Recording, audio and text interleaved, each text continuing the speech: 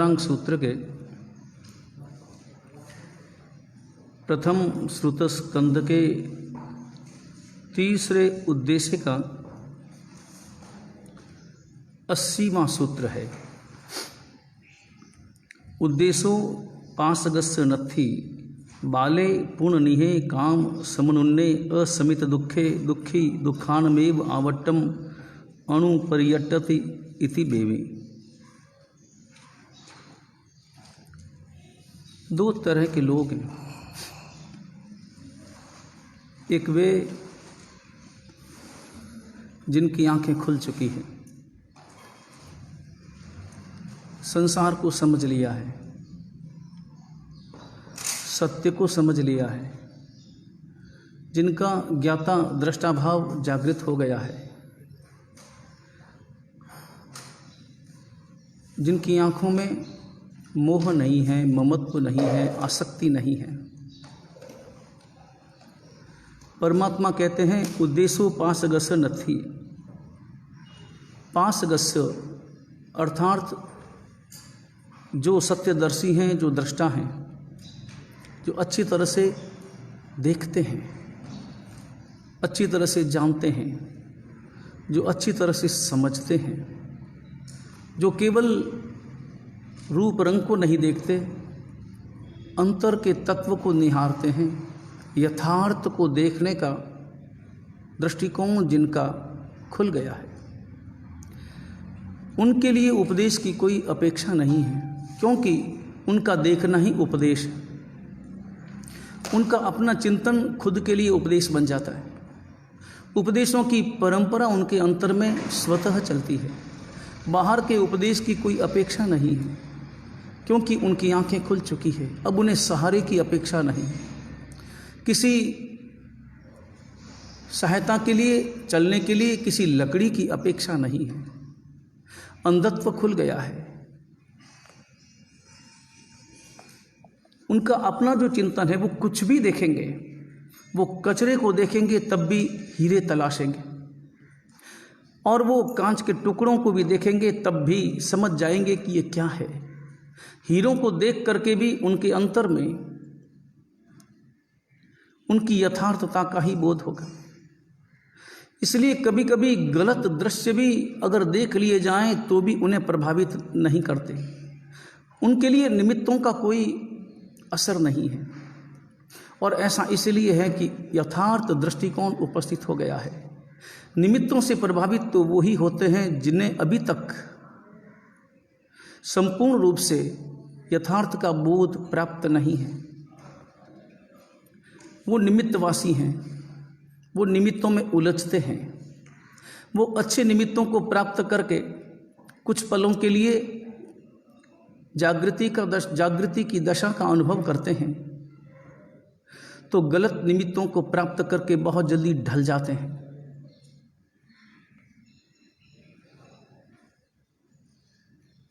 इसी सूत्र के दूसरे हिस्से में एक तरह के तो वो लोग जिन्हें उपदेश की कोई अपेक्षा नहीं है, जिनका अपना खुद का चिंतन ही खुद के लिए उपदेश बन गया है, और खुद का उपदेश खुद को जितना मजबूत बनाता है, बाहर का उपदेश उतना मजबूत कहाँ बना पाता है। मैं अपने आप को उपदेश देना प्रारंभ करूं, मेरा देखना ही मेरे लिए उपदेश है, मेरा सोचना भी मेरे लिए उपदेश है। और एक दूसरी तरह के वे लोग हैं जो उलझे हैं मन में, मन के साथ, कामनाओं के साथ, इच्छाओं के साथ, जो काम सेवन में, काम समनुन्ने, जो काम सेवन में इंद्रियों के विषयों में उलझे हैं, उन्हीं की अपेक्षाएं हैं। उसके लिए दौड़ते हैं, भागते हैं, मगर प्यासे रह जाते हैं, क्योंकि ब्रह्मजाल है। प्यास कभी बुझती नहीं, क्योंकि पानी कभी मिलता ही नहीं। केवल कल्पना है, केवल कामना है, और कामनाएं कभी पूरी होती नहीं। कामनाएं तो मृग मरीचिका है, दिखाई देती है, मिलती नहीं। उसे खोजने, उसे पाने दौड़ो, पसीना बहाओ, थको, मगर मिलने वाली कभी नहीं।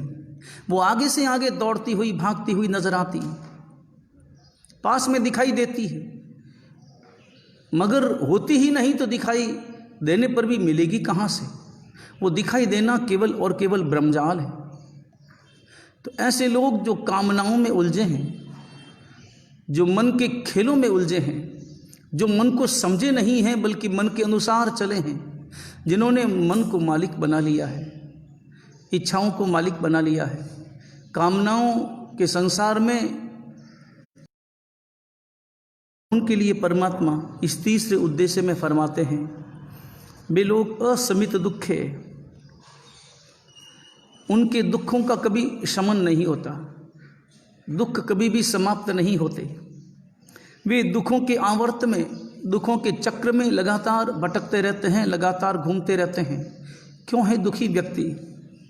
क्यों जाल में फंसा है? और समझने पर भी, जानने पर भी, जानता है कि ये जाल है, जानता है कि मैं इसमें उलझ रहा हूँ, लेकिन फिर भी अनादिकाल के संस्कार, मन के, चित्त के, इंद्रियों के, बाहर के भोगों के, और उन भोगों में उलझकर व्यक्ति उनके पीछे पीछे चला जाता है और जहर के कड़वे घूंट पीकर अमृत का एहसास करता है। पीता है जहर के घूंट, मगर उसे मिठास मालूम होती और लगता है कि मैं अमृत पान कर रहा हूँ। कारण क्या है? अगर बहुत गहराई से कारणों की खोज करेंगे तो पाएंगे कि इसमें मूल कारण हमारा अपना मन है, और जिन्हें संसार तिरना है। दो चीज़ें बहुत ज़रूरी है, एक चित्त की शुद्धि और एक चेतन की शुद्धि, या यूं कहें चित्त की शुद्धि ही अनिवार्य है, क्योंकि चित्त शुद्धि ही चेतन शुद्धि का हेतु है। चेतन शुद्धि चित्त शुद्धि का परिणाम है। जब मन शुद्ध हो जाता है तो अपने आप उसकी आत्मा, उसकी चेतना परम शुद्ध बन जाती है। आत्मा को शुद्ध करने का तो उपाय मन के रास्ते से ही निकलता है। बिना मन के आत्मा की शुद्धि संभव नहीं है। मन को शुद्ध किए बिना कोई भी आत्मा तेरा नहीं। मन को कैसे मैं शुद्ध बनाऊं? उलझा है मन और उसे सहयोग मिल रहा है इंद्रियों का। इंद्रियों के द्वार से मन संसार को देखता है। इंद्रियों के द्वार से प्रच्छन्न मन, छिपा हुआ मन, दिखाई नहीं देने वाला मन उनका प्रयोग करता है। कंधा उनका है, गोली चलाने वाला कोई दूसरा है। कंधा इंद्रियों का है, गोली चलाने वाला मन है जो दिखाई नहीं देता और मुश्किल में इंद्रियां पड़ती हैं। मन को कैसे समझें और मन को समझकर इसे शुद्ध बनाने का प्रयास कैसे करें? और मन को अच्छी तरह से समझने के लिए सबसे पहले मन के स्वभाव को समझ लें। मन का स्वभाव बड़ा विचित्र है। कभी गहराई से मन का विश्लेषण करने का पुरुषार्थ करना। मन का काम एक ही है, पकड़ना। मन का काम एक ही है, देखना। मन ग्राहक है, ये मन का पहला स्वभाव। मन के 3 स्वभावों को समझना है। पहला स्वभाव मन ग्राहक है। ग्राहक शब्द का अर्थ होता है जो लेता है दुकान में, दुकानदार और ग्राहक। बाजार में ये 2 प्रकार के व्यक्ति होते हैं। दुकानदार वो है जो अपनी दुकान में सारे सामान रखता है और जो सामान बेचने का काम करता है, और ग्राहक वो है जो वस्तुओं को खरीदने का काम करता है, विनिमय करता है, पैसे देता है और वस्तु, इच्छित वस्तु लेता है। ग्राहक शब्द का अर्थ होता है ग्रहण करने वाला। ग्रहण करने वाला अर्थात स्वीकार करने वाला।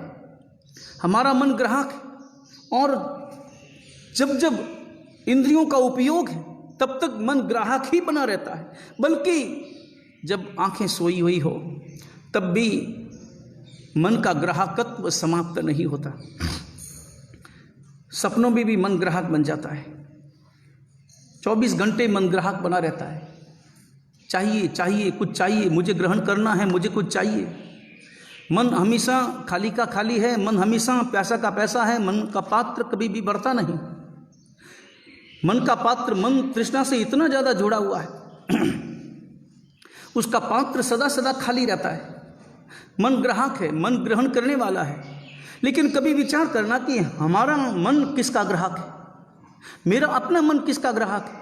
यदि मेरे अपने मन पर मेरा नियंत्रण है तो किसका ग्राहक बनाना ये मेरे हाथों में होना चाहिए। मुझे तय करना है कि मन को ग्राहक बनाना है तो किसका बनाना। ग्राहक तो बनेगा, उसे ग्राहक बनने से कोई रोक नहीं सकता, लेकिन ग्राहक किन वस्तुओं का बनाना। कभी हमने विचार किया कि हम दुनिया देखते हैं, आंखें खुलती है, आंखों के माध्यम से मन ग्रहण करता है, कानों के माध्यम से मन ग्रहण करता है, स्वाद के माध्यम से मन ग्रहण करता है, शरीर के माध्यम से मन ग्रहण करता है, वस्तुओं को, पदार्थों को, दृश्यों को, घटनाओं को मन ग्रहण करता है, खाद्य पदार्थों को भी ग्रहण करता है। ग्रहण करना उसका स्वभाव है, लेकिन कभी अनुभव करना कि आंखों से हम क्या देखते हैं। और अधिक अगर गहराई से देखेंगे तो पाएंगे कि हमारे पूरे शरीर में सबसे ज़्यादा हलचल मचाने वाली, सबसे ज़्यादा मुसीबत में डालने वाली और सबसे ज़्यादा परेशान करने वाली कोई इंद्रिय है तो वो आँख है, और आँख के माध्यम से मन है।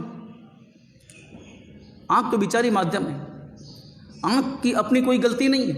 आँख तो दरवाज़ा है, भीतर प्रवेश करने वाला कोई और है। दरवाजे की उसमें कोई गलती नहीं है, गलती प्रवेश करने वाले की। आँख तो दरवाज़ा है, लेकिन देखने वाला तो मन है। लेकिन ये आँखों के कारण से कितनी समस्याएं हैं। बाजार में जाता है आदमी, जरूरत नहीं है, मगर फिर भी जो आँखों को भा गई मतलब आँखों के माध्यम से मन को भा गई, उसका रूप रंग भाग गया, उसका दृश्य भाग गया। कोई ज़रूरत नहीं है घर में साड़ियों की, मगर फिर भी बाजार गई महिलाएं और जाकर के देखा है किसी साड़ी पर नज़र पड़ी है और अनावश्यक रूप से ले ली। ये हलचल किसके कारण मची? ये हलचल आँखों के कारण, मगर मन के कारण। आँखों के माध्यम से मन के कारण ये हलचल पैदा हुई। इंद्रियां माध्यम है, मगर ग्राहक मन है। और आंखें हैं तो आंखें तो देखेगी।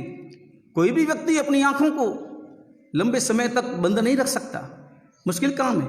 थोड़ी देर के लिए बंद रखना भी बड़ा असंभव जैसा प्रतीत होता है। और जब जब कोई व्यक्ति आंखें बंद करता है तब तब वो आंखें जोर लगाती है कि मुझे खोलो, मुझे बंद क्यों रखा। और फिर धीरे धीरे आंखें खुलनी प्रारंभ हो जाती। आंखों को बंद रखना आसान नहीं, मन मानता नहीं, और आंखें कभी एकाग्र होती नहीं, एकाग्र कभी नहीं हो पाती। मंदिर में भी जहां परमात्मा सामने हो,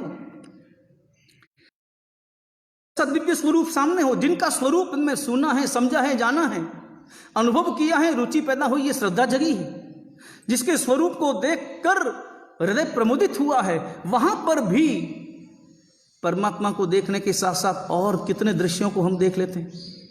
वहां पर भी क्यों परमात्मा से नजरें दूर हट जाती? वहां पर भी क्यों अड़ोस में पड़ोस में कौन आया, कौन गया, कौन क्या कर रहा, इन क्रियाओं पर मेरी निगाहें टिकती? आंखों की चंचलता है, और ये चंचलता आंखों की कम, मन की ज़्यादा है। कभी मन को एकाग्र करने की कोशिश करना तो आंखें टिक जाएगी, और जब आंखें टिकती है और तब जो परमात्मा का दिव्य स्वरूप नजर आता है, और आंखें खोल कर देखो परमात्मा को, और आंखें बंद कर बसा लो अपने हृदय में परमात्मा को। खोलकर केवल देखना होता है, केवल ग्रहण करना होता है, और उसके बाद में अपने अंतर में परमात्मा को बसा लेना होता है। मगर चित्त की चंचलता, वो चित्त की चंचलता, वही तो चित्त की सबसे बड़ी अशुद्धि है। और चित्त को शुद्ध बनाने का उपाय तो चित्त के एकाग्रता में छिपा है। मन ग्राहक है, ग्रहण करता है, और ग्रहण करने से रोक नहीं पाते। और उसमें भी अनुभव करना कि मन पहले किसे देखता है, अच्छे दृश्य को या बुरे दृश्य को, पहले किसे देखता है, और किसे देखने का भाव, प्रसन्न भाव उसके अंतर में पैदा होता है। अच्छा दृश्य देखने में उसके अंतर की प्रसन्नता क्या, और अन्य दृश्य देखने में उसके चित्त की स्थिति क्या। कभी मैंने कहा हो कि जैसे कोई व्यक्ति निकला हो, बाजार में निकला हो, जा रहा है, पैदल जा रहा है कि गाड़ी से जा रहा है कि वाहन से जा रहा है, जो भी, मगर चल रहा है, रुकने का कोई भाव नहीं है, क्योंकि जल्दी जाना है, उसे दुकान पर जाना है और दुकान से कोई दवाइयाँ खरीदनी है और दवाइयाँ लेकर वापस उसे घर जल्दी से जल्दी पहुंचना है। आंखें तो खुली रखनी होगी, बंद आंखें करके तो व्यक्ति चल नहीं सकता, टकराएगा, ठोकर खाएगा। आंखें खुले रखेगा, मगर आंखें खोलकर चलने में दृश्य भी नजर आएंगे, और दृश्य विविध, तरह तरह के लोग, काले भी गोरे भी, सब तरह के लोग नजर आएंगे, सब तरह के दृश्य नजर आएंगे, अच्छे भी बुरे भी, सब तरह के दृश्य नजर आएंगे, सब तरह की आवाजें कानों में पड़ेगी, देखता हुआ चलेगा। मगर जब व्यक्ति चलता है, मंजिल की ओर चलता है, दवाई की दुकान की ओर चलता है, उसे जाना है, उसे पता है कि मुझे दवाई लेकर के आना है, तो उसका लक्ष्य क्या, उसके दिमाग में क्या है कि मुझे उस दुकान तक पहुंचना है, जल्दी से जल्दी पहुंचना है। बीच में बहुत सारे दृश्य हैं, तो क्या वो सब दृश्यों को देखने के लिए खड़ा रहता है? कहीं थोड़ी देर के लिए भी टिकता है? ऐसे समय में मन किन दृश्यों का ग्राहक बनता है?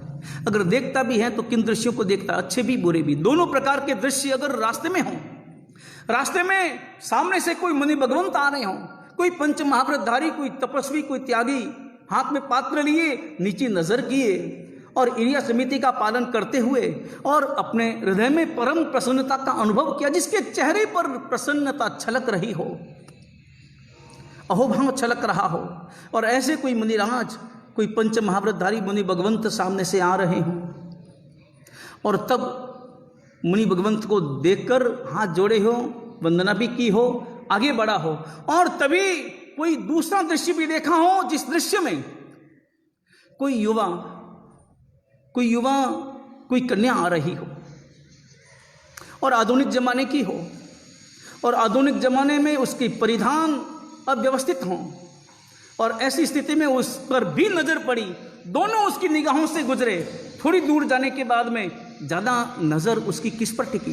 मुनि भगवंत पर ज़्यादा टिकी या उस दृश्य पर ज़्यादा टिकी? ऐसे दृश्य, कोई एक दृश्य नहीं, कोई अच्छे भी और भी बहुत सारे, कोई मंदिर का शिखर नजर आया हो, और कोई साधार्मिक बंधु कोई नजर आया हो, अथवा उन दृश्यों में कोई खाने पीने का कोई खुमचा नजर आया हो, और जहाँ पर चीज़ें बनती हो, पकोड़े बनते हों, कचौरियाँ बनती हो, ऐसे दृश्य भी नजर आए हों।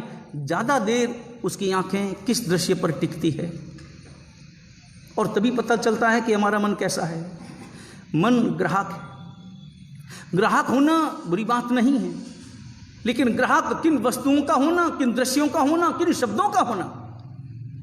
निकल रहा हूं बाजार से और एक तरफ एक मुनि भगवंत का प्रवचन चल रहा हो और प्रवचन के शब्द कानों में पड़े, उसके पास इतना समय नहीं है कि वो ठहर सके, वो टिक सके और प्रवचन पूरा का पूरा सुन सके, सुनने का लाभ प्राप्त कर सके। मगर दो शब्द कानों में पड़े, दो चार वाक्य कानों में पड़े, आगे बढ़ रहा है, कम से कम 20 फुट तक चलने में, 30 फुट तक चलने में लगातार शब्द कानों में पड़े, दो वाक्य पड़े, और उन दो वाक्यों का अर्थ भी अपने आप में बड़ा गहन था, बड़ा गंभीर था। दो शब्द भी परमात्मा के अगर पड़ जाएं तो जिंदगी बदल जाती।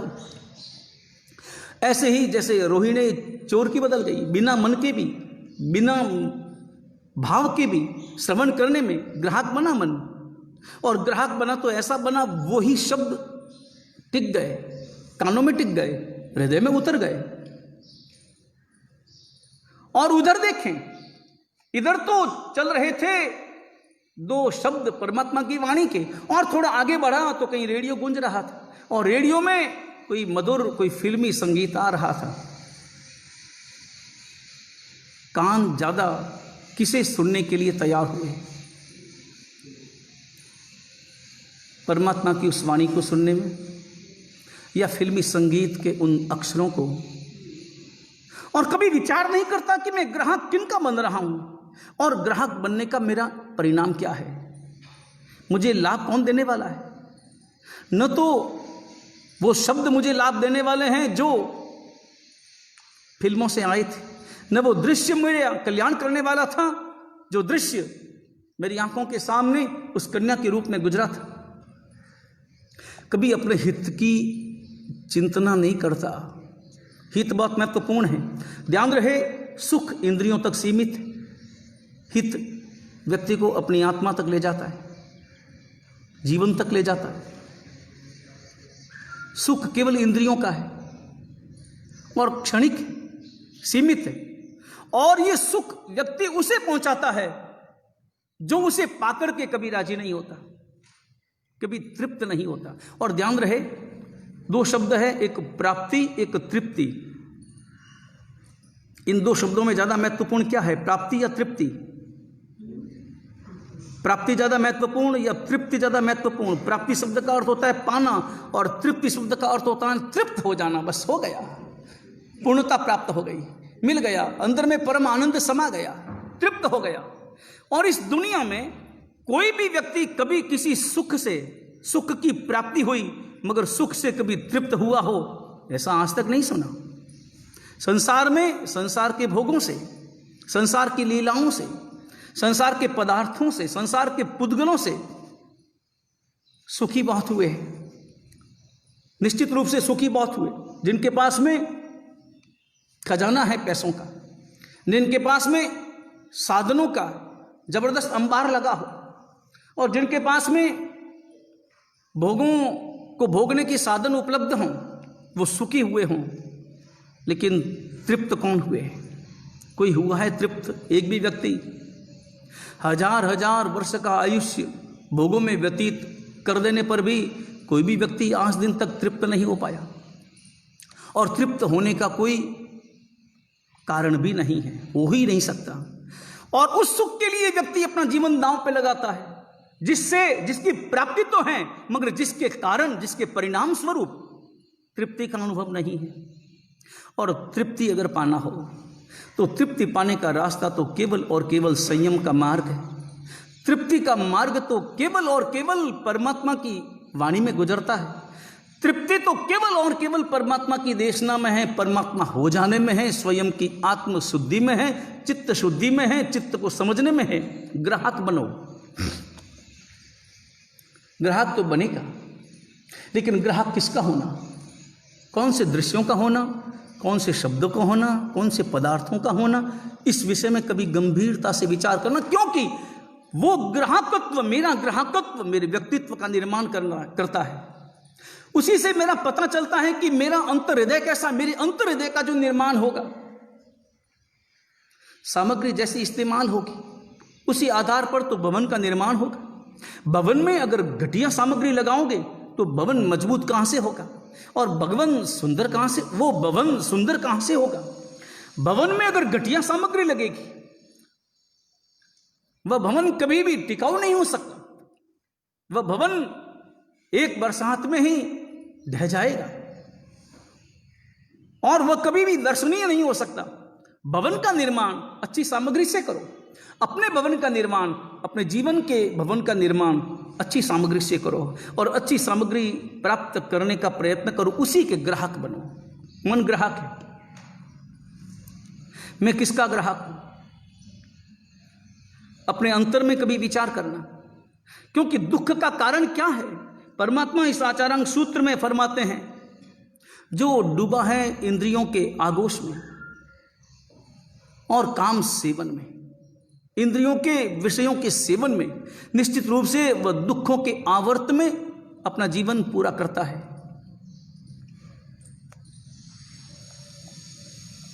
मन ग्राहक, ये पहला मन का स्वभाव।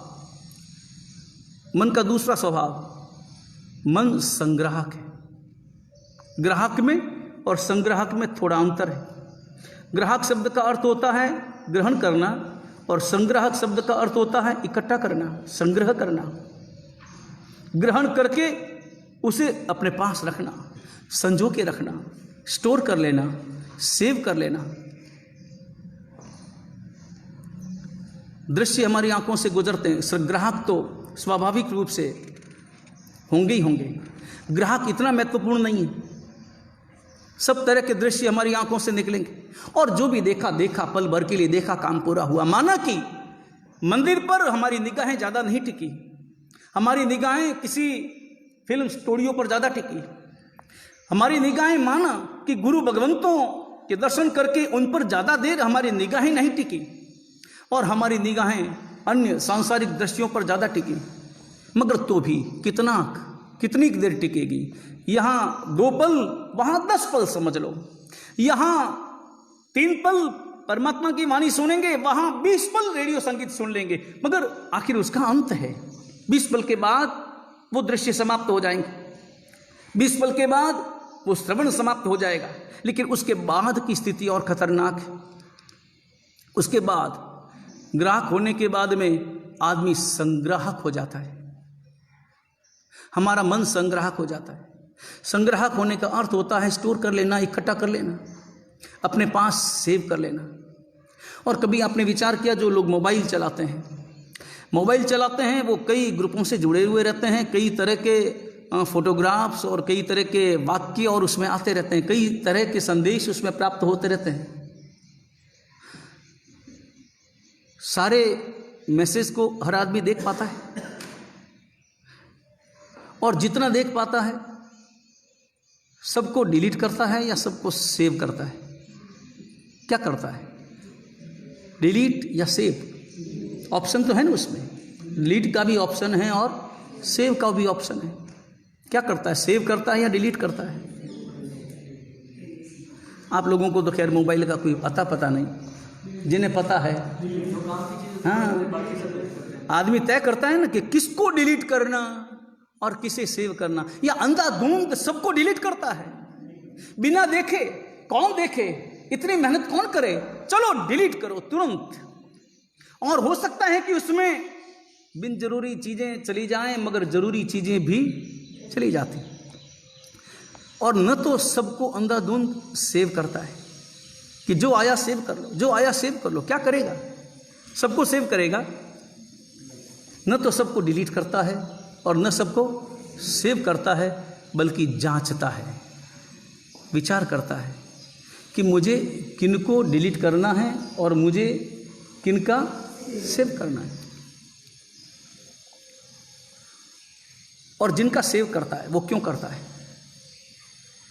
जिनको वो सुरक्षित रखता है वो क्यों रखता है? तो उसके पीछे कारण एक ही है, वो उसे अच्छा लगा, वो मैसेज अच्छा लगा, या वो चित्र अच्छा लगा, या वो जो भी गीत था वो अच्छा लगा, जो भी आया वो अच्छा लगा, इस कारण रखता है ना। दूसरा क्या कारण है? वो अच्छा लगा इसीलिए। और जो अच्छा लगा वो क्यों अच्छा लगा? क्योंकि वो उसकी रुचि को प्रकट करता है। कोई चुटकुले का सेव करता है, कोई अलग अलग प्रकार के दृश्यों का सेव करता है। तो कभी भी देखना हो ना, किसी व्यक्ति के स्वभाव को जांचना हो तो पता चल जाएगा। किसी का मोबाइल लो और उसने किन किन दृश्यों को सेव कर रखा है, उसी से पता चल जाएगा। हालांकि कोई मोबाइल अपना दूसरों को देता नहीं, क्योंकि पासवर्ड बड़े खतरनाक रूप से डाले हुए रहते हैं।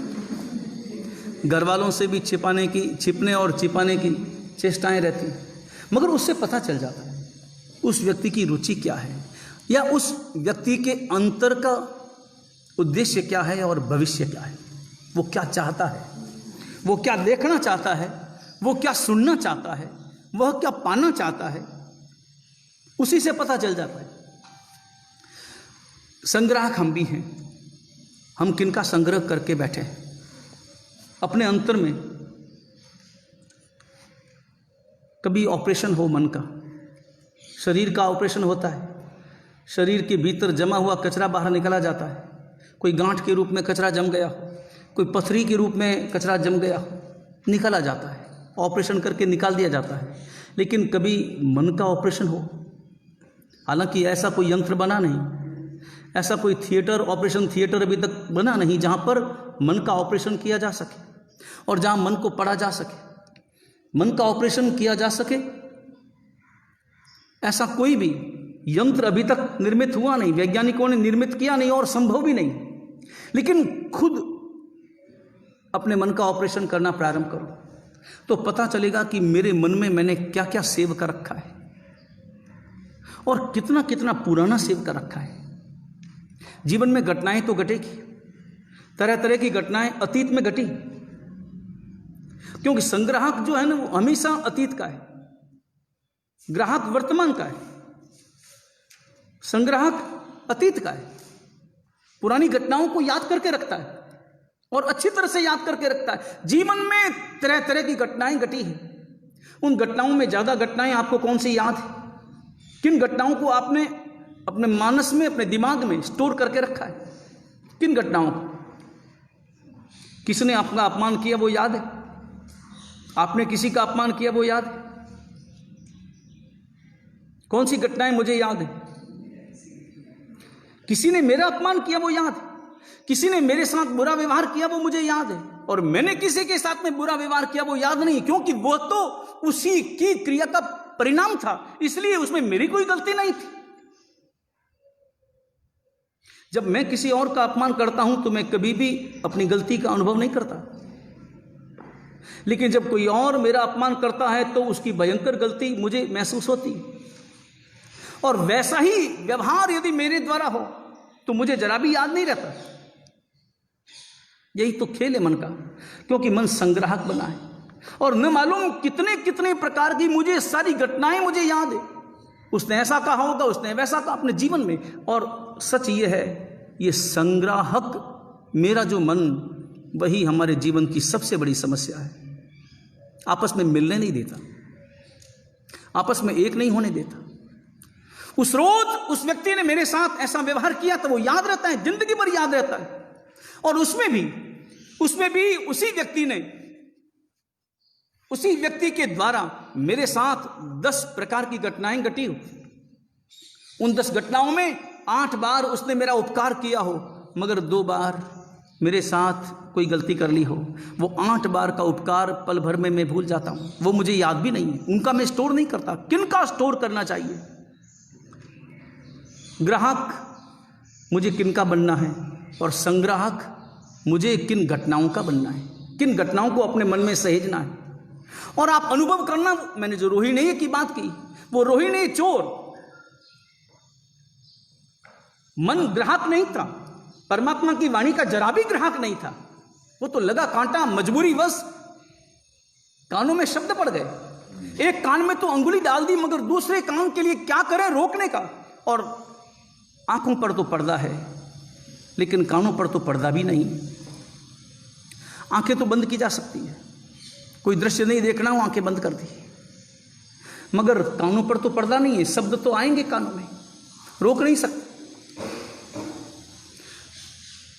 एक हाथ से तो एक कान को बंद कर दिया, मगर कांटा निकालना जरूरी था, तो कांटा निकालने के लिए दूसरा हाथ उसने उपयोग में लिया, कान खुला रह गया, और तब तक परमात्मा के 2 वाक्य कानों में पड़ गए। लेकिन कानों में पड़ गए वो इतना महत्वपूर्ण नहीं था। महत्वपूर्ण ये था उन शब्दों का, परमात्मा की उस वाणी का रोहिणी ने स्टोर कर लिया, संग्रहण कर लिया।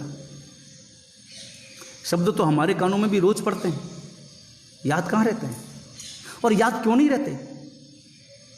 क्या हमारी स्मृति कमजोर है इसलिए याद नहीं रहते? कहने के लिए तो यही कहते हैं कि स्मृति कमजोर है, याद नहीं रहते।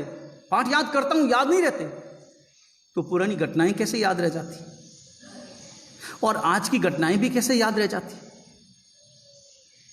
उन घटनाओं को स्टोर करने के लिए जितना स्पेस चाहिए वो तो है,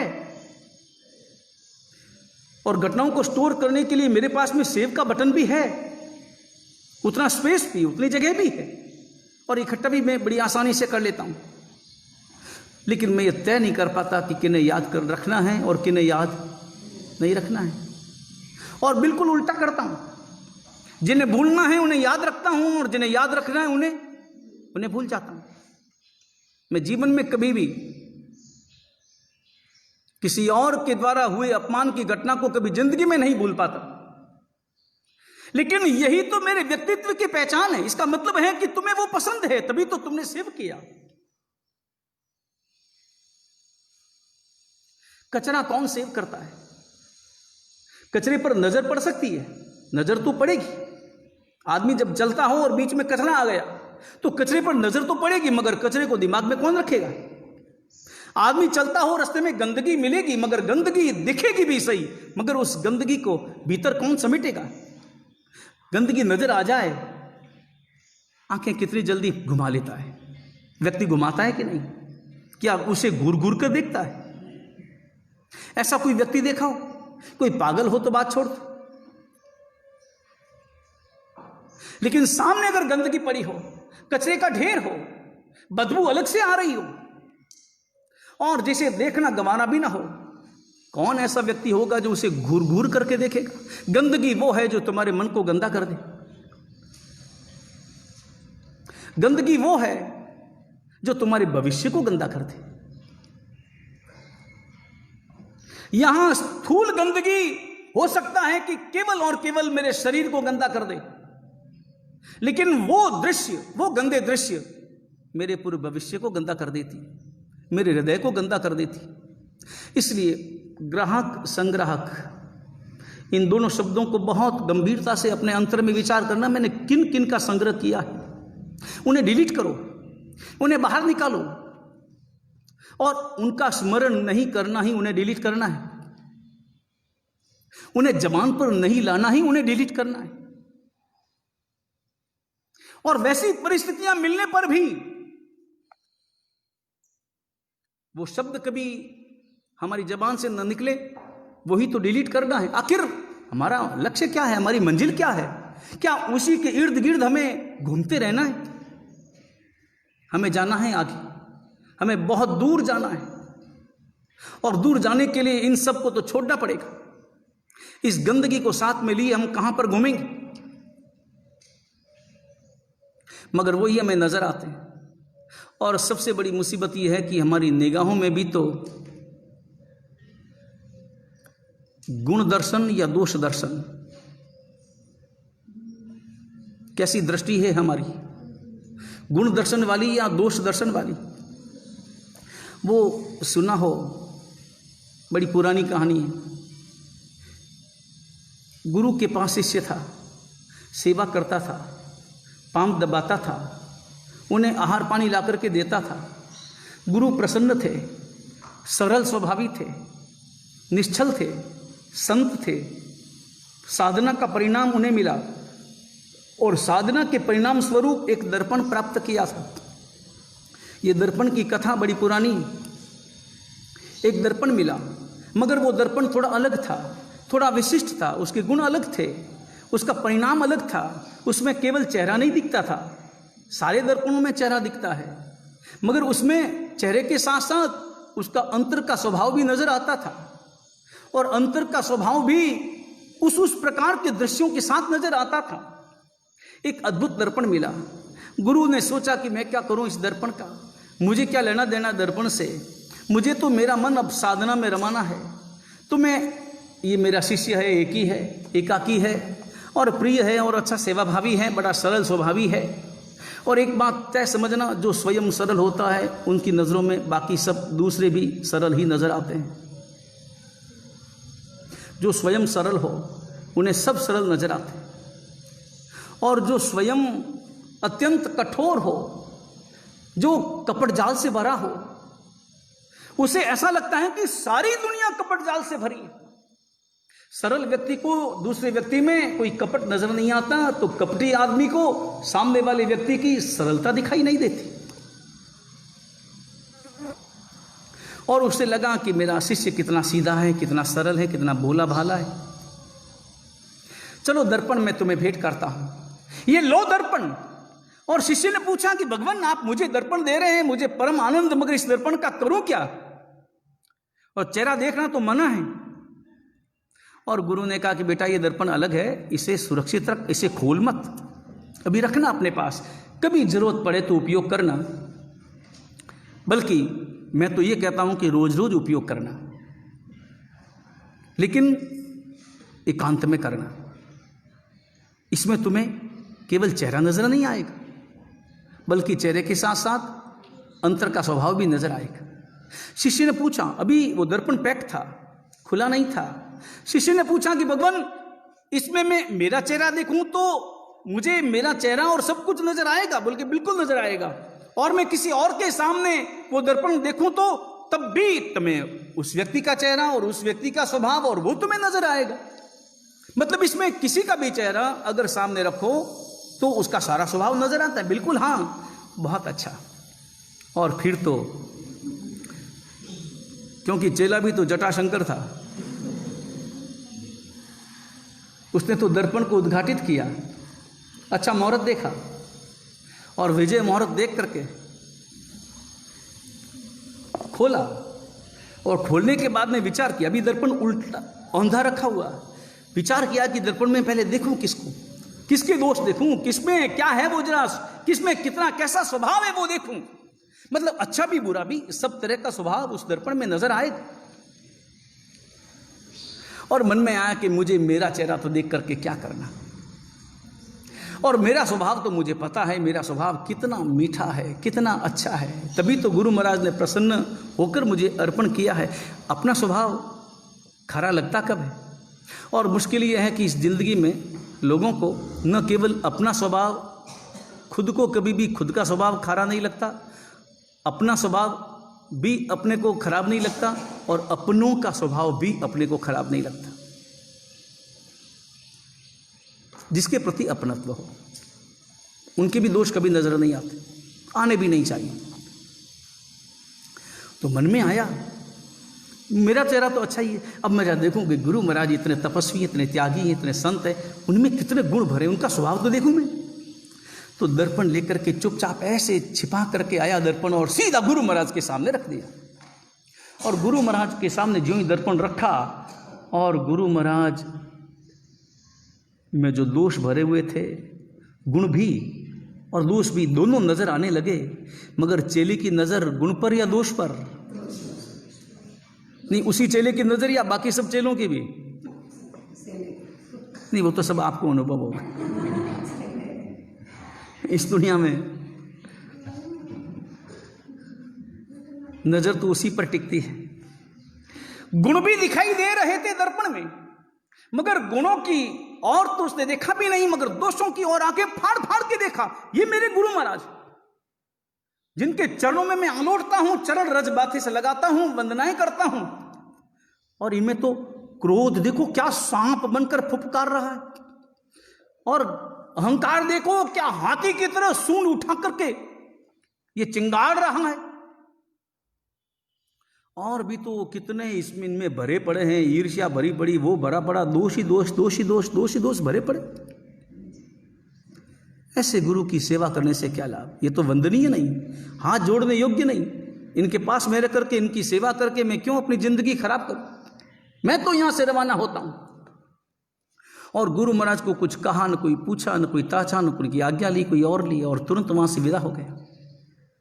और विदा हो गया तो अब उसे मजा भी आने लगा। दूसरों के दोषों को देखने में मजा ज्यादा ही आता है, और फिर तो वो जहां भी जाता सबके दोष देखता और बोलता, तेरे में ये दोष, तेरे में वो दोष। वो सामने बोलेगी ये मेरे दोष, अभी देख तू दोषों का ले मजा। उसे थप्पड़ मिलती, कहीं उसे मुक्के मिलते, कहीं उसकी पिटाई होती, कहीं उसे डंडों की मार सहनी होती, कहीं उसे मेथी पाक मिलता, और भटक भटक कर बेचारा आधा हो गया। न मालूम कितने गांवों में घुमा होगा, कितने लोगों के सामने उसने दर्पण रखा होगा। दोषों को देखकर तो राजी होता, मगर उसका परिणाम जब डंडे के रूप में प्राप्त होता तो बेचारा रोता। और तब मन में आया कि इसकी अपेक्षा तो वहीं गुरु महाराज के पास ही रहना ठीक था, चलो वापस वहीं जाता हूं। और वहीं गया। दोष तो संतों में भी भरी है ना, स्वाभाविक है, और दोष हैं तभी तो यहां है। मगर एक अंतर है, एक गृहस्थ में और एक संत में अंतर क्या है? दोषों की दृष्टि से देखेंगे तो समान, दोष गृहस्थ में भी भरे पड़े, दोष संत में भी, लेकिन अंतर इतना है कि संत को अपने दोषों का दोषों के रूप में पता है, गृहस्थ को अपने दोषों का दोषों के रूप में पता नहीं है। संत को अपने दोषों को दोषों के रूप में जानता है, न केवल जानता है बल्कि उन्हें दूर करने का प्रयास करता है।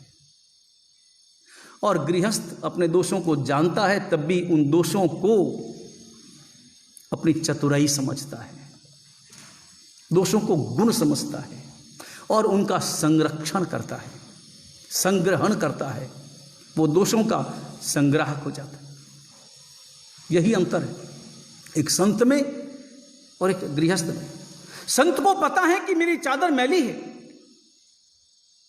और इस मैली चादर को मुझे धोना है, वो साबुन का प्रयोग कर रहा है, वह तप रूप साबुन का प्रयोग कर रहा है, वह जाप रूप साबुन का प्रयोग कर रहा है, वह साधना रूप साबुन का प्रयोग कर रहा है।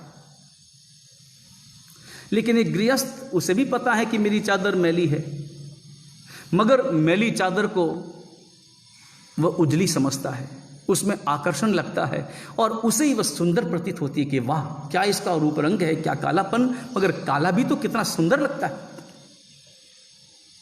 और जब उसे वही रंग रुचिकर लगे तो उसे दूर करने का कौन प्रयास करेगा? जब मैल किसी को रुचिकर लगे तो दूर करने का प्रयास कौन करे? जब मैल ही आभूषण लगे। बस यही अंतर। और संत तो साबुन लेकर के उस मैल को लगातार लगातार साफ करने के लिए पुरुषार्थ कर रहा है। घूम घाम करके आया वापस गुरु के पास। ठिकाना तो एक ही है, पूरी दुनिया भटक करके आ जाओ, गुरु की सिवा कोई ठौर नहीं, मंदिर भी ठौर नहीं। ठौर तो गुरु का ठिकाना है। गुरु की अंगुली पकड़कर ही तुम मंदिर में जा सकते हो। गुरु की अंगुली पकड़ करके ही तुम परमात्मा के पास जाने का अधिकार पा सकते हो। अंगुली तो गुरु की पकड़नी होगी। आया वापस गुरु के पास और कहा कि गुरु भगवंत, आपने मुझे ये क्या दे दिया? मेरा तो जीवन ही दुखों से भर गया। क्या किया तूने और कहां था और किया तूने इतने दिनों तक? कहां था वो महत्वपूर्ण नहीं, किया क्या वो महत्वपूर्ण। तू कहां था, कहीं भी हो, लेकिन इन दिनों में किया क्या? उसने कहा इतने दिनों में यही काम किया। दर्पण दूसरों के सामने रखा और थप्पड़ें गाल पर खाई। और तब गुरु ने कहा, ये दर्पण मैंने दूसरों के सामने आगे रखने के लिए नहीं दिया था, ये दर्पण मैंने तेरे आगे खुद को देखने के लिए दिया था। एकांत में जाना, इसे देखना, और तुम देखोगे, देखने का परिणाम थोड़ा अलग। दर्पण में भी आदमी कभी देखता है ना अपना चेहरा। जो भी दर्पण का प्रयोग करते हैं, किस लिए करते हैं? चेहरा देखने के लिए, चेहरे का सौंदर्य देखने के लिए, या चेहरे का दाग देखने के लिए? यह देखने के लिए कि कहीं चेहरे पर कोई दाग तो नहीं लगा। यही देखने के लिए करता है ना दर्पण का प्रयोग। बाकी तो जैसा है वैसा है। और दाग जब देखता है तो दाग देखने के बाद ऐसे ही चला जाता है। मान लो दर्पण में देखा, बाजार जाना है उसे, बाहर किसी फंक्शन में जाना है, और तैयार होकर टिपटॉप होकर दर्पण के सामने अपना चेहरा देखा और चेहरे पर दाग लगा, क्या करेगा वो? सीधा चला जाएगा वैसे ही, बाद में कर लूंगा, या हाथों हाथ धोने का प्रयास करेगा? तो मेरे भाई, जब मुझे अपने दोस्त नजर आए तो मैं उन दोषों को निकालने के लिए कल पर क्या टालता हूं? हाथों हाथ में दूर करने का प्रयास क्यों नहीं करता? दर्पण का काम यही है, चेहरे पर दाग दिखाना, मगर उस दाग को मिटाने का पुरुषार्थ तो तुम्हें ही करना होगा। तुम देखो दर्पण में और अपने गुण दोष देखो, और गुणों को मत देखना, दोषों को ही देखना, क्योंकि दोषों को देखोगे तो उन्हें दूर करने का तुम प्रयास करोगे। वो दोहा बड़ा प्रसिद्ध है जो स्कूल में कभी सीखा था, बुरा जो देखन में चला, बुरा न मिलिया कोय, जो दिल खोजा अपना, मौसू बुरा न कोय। मुझसे बुरा दूसरा कौन? बाकी सब में तो एक एक दोष होंगे, मुझ में अपरंपार दोष, भरे हुए दोष। बस दोषों को देखो, इनकार मत करो, मगर उन्हें दूर करने का प्रयास करो। दूर करने का प्रयास करना ही तो साधना है। दोष होना अपने आप में कोई निंदनीय बात नहीं, लेकिन दोषों को गुण समझ लेना निंदनीय बात है। और इस दोषों को देखो तो दूर करने का प्रयास करो, और कभी भी दोषों के संग्राहक मत बनो। मन के स्वभाव की विवेचना और हम कल करेंगे। और इधर उस मुनि का आचार्य भगवंत के साथ में जो वार्तालाप, इसको भी कल विस्तार से श्रवण करेंगे, क्योंकि आज का समय पूरा होने जा रहा है। लेकिन अमर कुमार और सूरसुंदरी के वार्तालाप को श्रवण करना है। सूरसुंदरी के चेहरे पर जो भाव प्रकट हुए, उन भावों की कल्पना अमर कुमार ने नहीं की थी। निश्चल व्यक्तित्व था अमर कुमार का भी, थोड़ा नटखट था, थोड़ा चुलबुला था, थोड़ा हंसी मजाक का आदी था और प्रसन्न रहने वाला उसका स्वभाव था। इस कारण थोड़ी हंसी मजाक कर लेने में वो अनुचित नहीं मानता था और इसी के परिणाम स्वरूप उसने उसके आंचल से गांठ खोलकर 7 कौड़ियाँ ली थी, मिठाई मंगाई थी और आपस में मिल बांटकर खाई थी। मगर सूरसुंदरी को बुरा लगा। इस दुनिया में कब कौन सी बात किसे बुरी लग जाती है पता नहीं चलता है। इसलिए व्यवहार जिंदगी में बहुत सावधानी से करो और सावधान रहो। सावधानी का दूसरा नाम ही तो जयना है।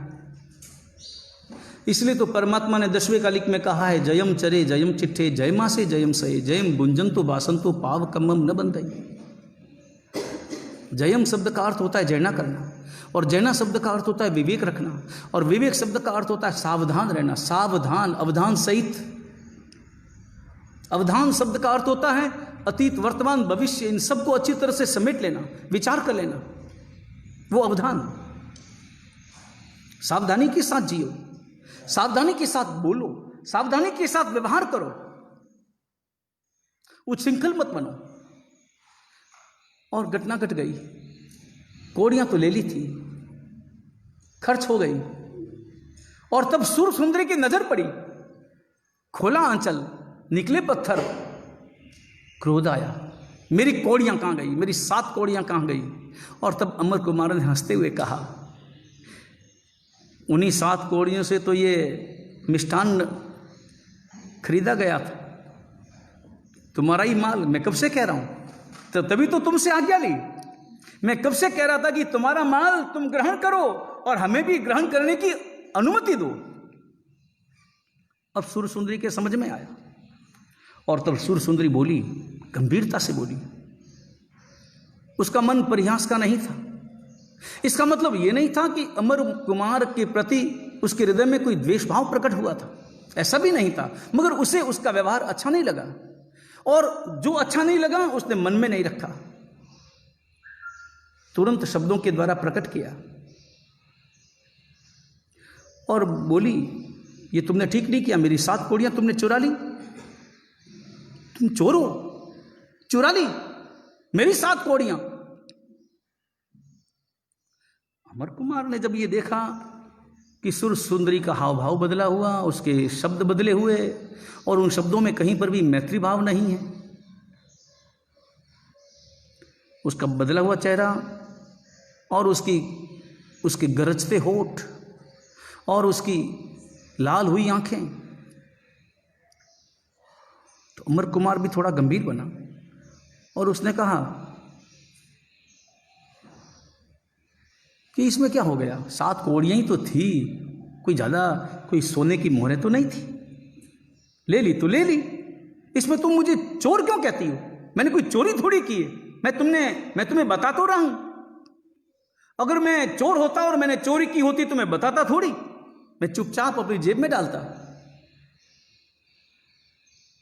और तुम 7 कौड़ियों के लिए इतना कुछ बोल रही हो। और तब सूरसुंदरी बोली, तुम क्या जानो 7 कौड़ियों का मूल्य, लेकिन तुमने चोरी की है, बात चोरी की है, वो कौड़ियों की हो चाहे सोने की मोहरें की हो, चोरी तो चोरी होती है। और जो सामान जिसका है उसको बिना पूछे ग्रहण कर लेना, यही तो चोरी है।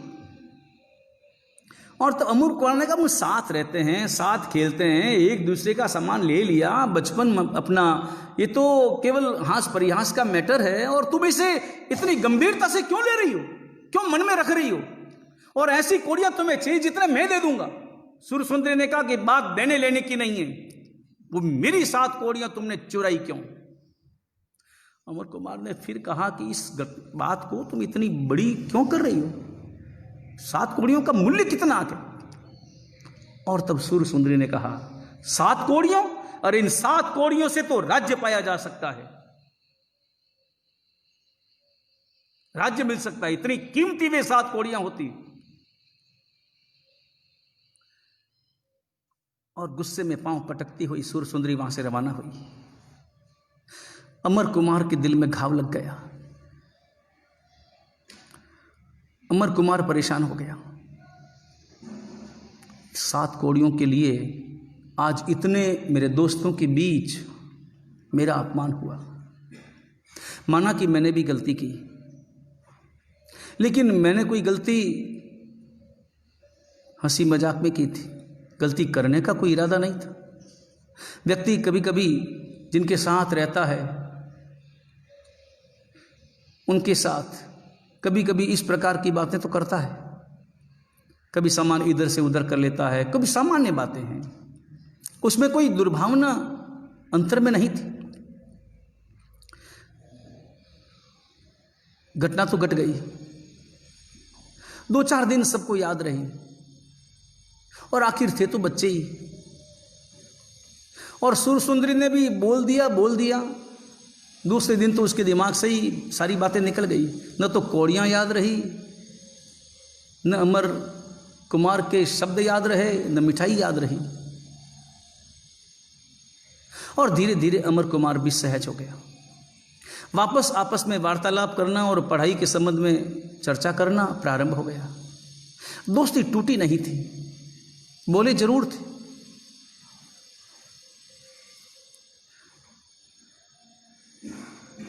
अध्ययन काल पूरा हुआ, बच्चे बड़े हुए, और गुरुकुल के आचार्य ने राजसभा में निवेदन किया कि राजकुमारी सुरसुंदरी की पढ़ाई पूरी हुई। और राजा ने रिजल्ट पूछा, पूरे गुरुकुल का रिजल्ट पूछा, और तब बताया कि पूरे गुरुकुल में प्रथम पोजीशन में उत्तीर्ण हुआ है अमर कुमार, और द्वितीय श्रेणी प्राप्त की है सुरसुंदरी ने। कोई ज्यादा अंतर भी नहीं, नंबरों का भी कोई अंतर नहीं। 100 में से 99 अंक पाए हैं अमर कुमार ने, तो 100 में से 98.5 अंक पाए हैं सुरसुंदरी ने। योग्यता बराबर है। योग्यता की जांच पुराने जमाने में राजा परीक्षाएं लिया करते थे, और अमर कुमार की परीक्षा ली और सुरसुंदरी की परीक्षा ली, और परीक्षा लेने के लिए किसी और परीक्षक को नियुक्त नहीं किया, बल्कि अमर कुमार की परीक्षा के लिए सुरसुंदरी को नियुक्त किया, और सुरसुंदरी की परीक्षा के लिए अमर कुमार को नियुक्त किया। दोनों ने एक दूसरे की परीक्षा ली।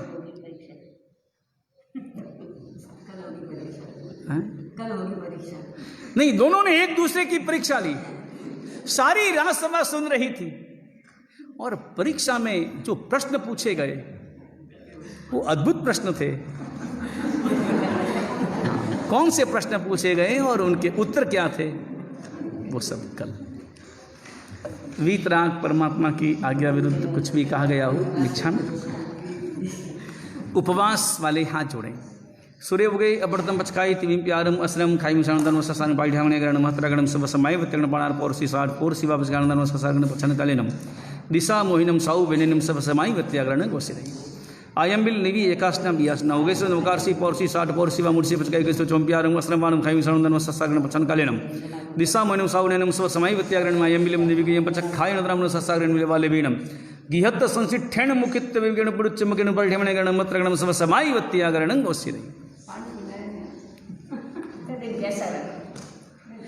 चत्तारि मंगलम अरियंता मंगलम सिद्धा मंगलम साहु मंगलम केवली पन्नत्तुदम्मो मंगलम चत्तारि लोगुत्तमा अरियंता लोगुत्तमा सिद्धा लोगुत्तमा साहु लोगुत्तमा केवली पन्नत्तुदम्मो लोगुत्तमो चत्तारि शरणं पवज्जामि अरियंते शरणं पवज्जामि सिद्धे शरणं पवज्जामि साहु शरणं पवज्जामि केवली पन्नत्तं धम्मं शरणं पवज्जामि मंगलम भगवान वीरो मंगलम गौतम प्रभु मंगलम स्थूलिभद्राद्या जैनधर्मोऽस्तु मंगलम दासानुदासाइव सर्वदेवा यदीयपादाब्जतले लुटन्ति मरुस्थले कल्पतरुसजीयान् युगप्रधानो जिनदत्तसूरि युगप्रधानो मणिधारी जिनचन्द्रसूरि युगप्रधानो जिनकुशलसूरि युगप्रधानो जिनचन्द्रसूरि गणनायक सुखसागरः युगप्रभावक जिनकान्तिसूरि सर्वमङ्गलमाङ्गल्यं सर्वकल्याणकारणं प्रदानं सर्वधर्माणां जैनं जयति शासनम्।